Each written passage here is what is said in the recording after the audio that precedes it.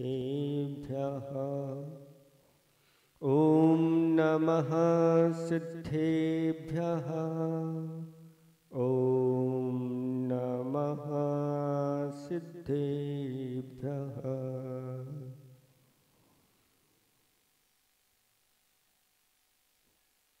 जितेन्द्रिय जित मधुबने, जित भाव विजित कषाय।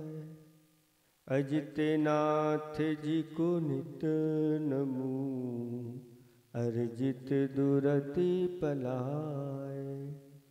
देवादिदेव 1008 बंदाजी के अतिशयकारी श्री अजितनाथ भगवान की, वर्तमान शासनिक महावीर भगवान की, परम पूज्य 108 आचार्य प्रवर गुरुवर श्री विद्यासागर जी महामुनिराज की, 3,9 करोड़ मुनिराजों की,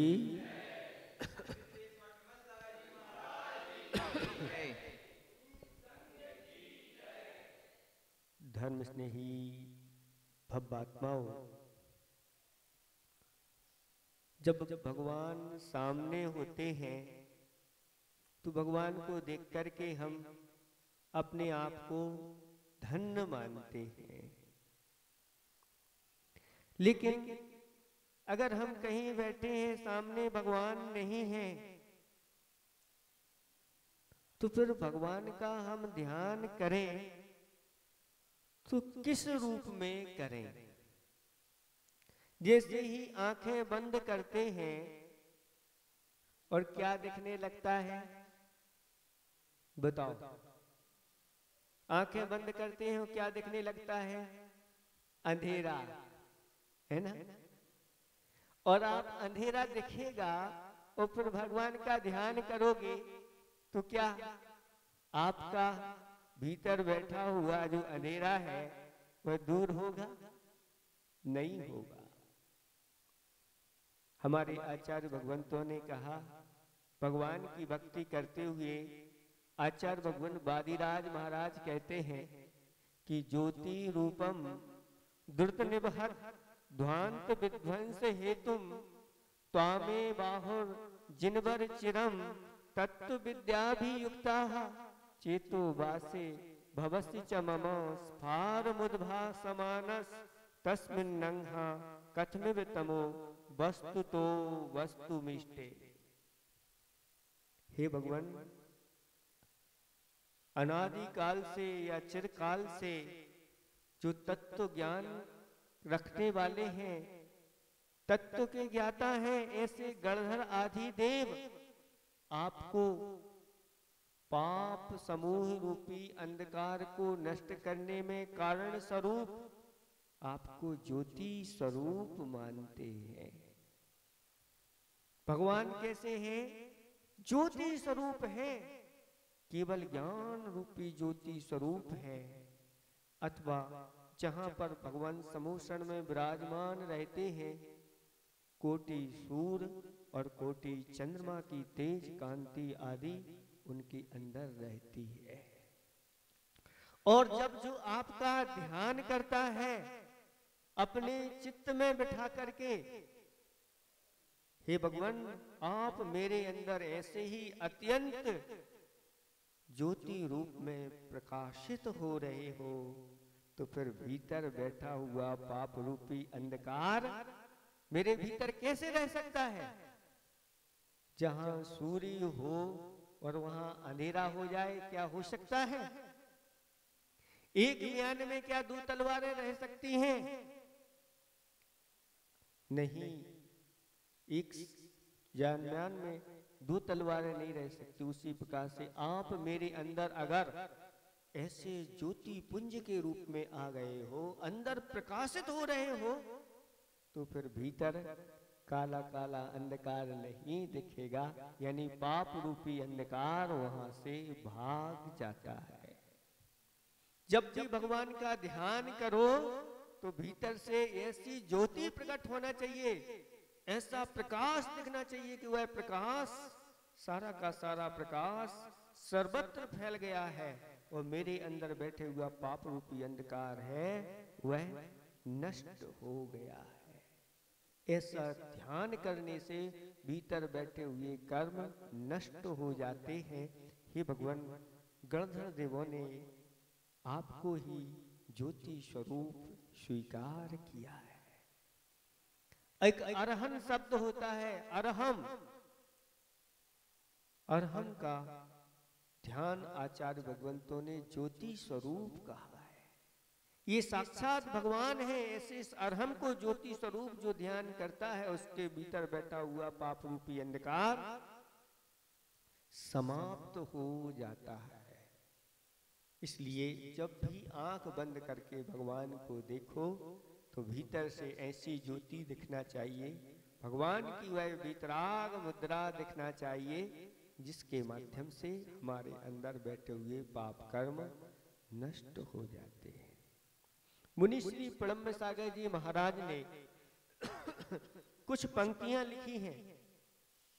अरिहंतों की प्रतिमाओं का ध्यान धरो भाई, कोई भी ना करे उसे वो काम करो भाई। अरिहंतों की प्रतिमाओं का ध्यान धरो भाई, कोई भी ना करे उसे वो काम करो भाई।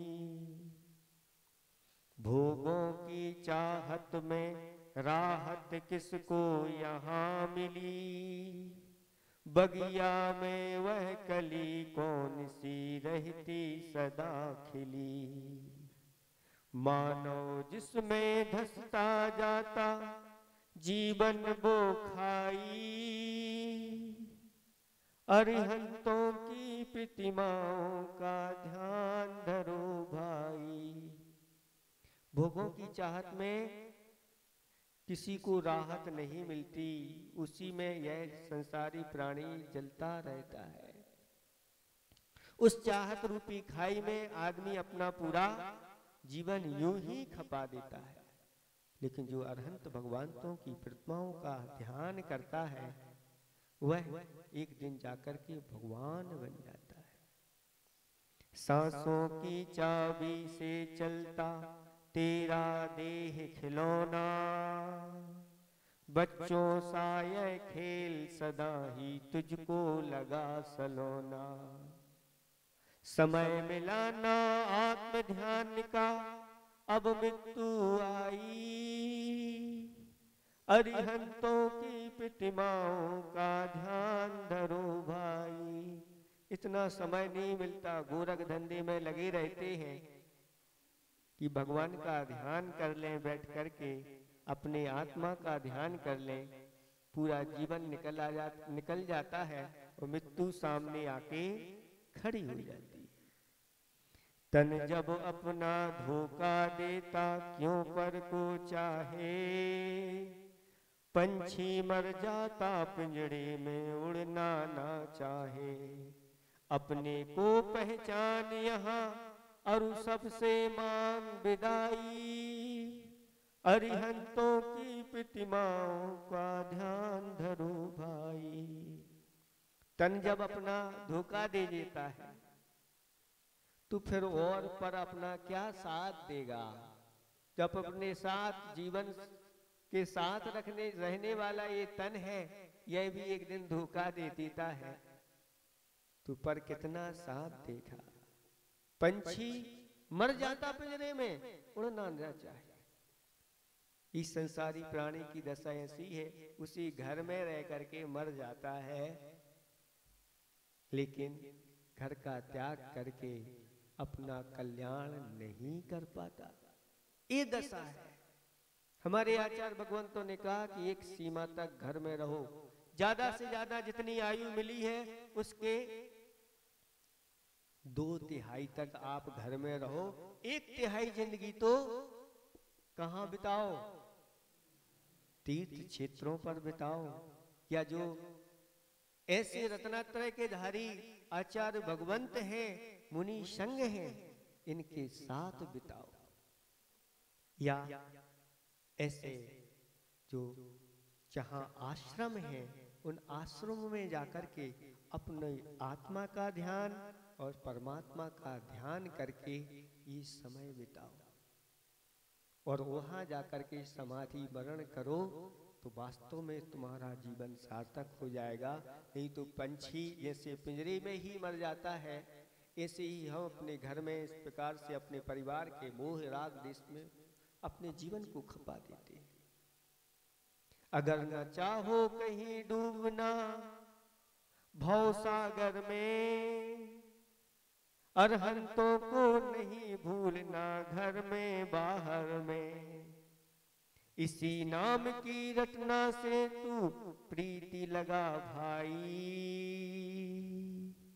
अरिहंतों की प्रतिमाओं का ध्यान धरोबा। जब तक घर में रहो तो अरहंतों का ध्यान, अरहंतों का जप, और घर से बाहर रहो तो वहां भी जो पंच परमेष्टि को सदा अपने हृदय में विराजमान करके चलता है वह कभी दुर्गति का पात्र नहीं होता, नियम से उसकी सदगति होती है। और जिन्होंने पंच परमेष्टि को अरहंत भगवान को अपने हृदय में बिठा करके यहाँ से प्रयाण किया है, यहाँ से गमन किया है, वह ऊर्ध्वलोकवासी होते हैं। देव गमन उनका कहलाता है, देवों में जाके उत्पन्न हो जाते हैं।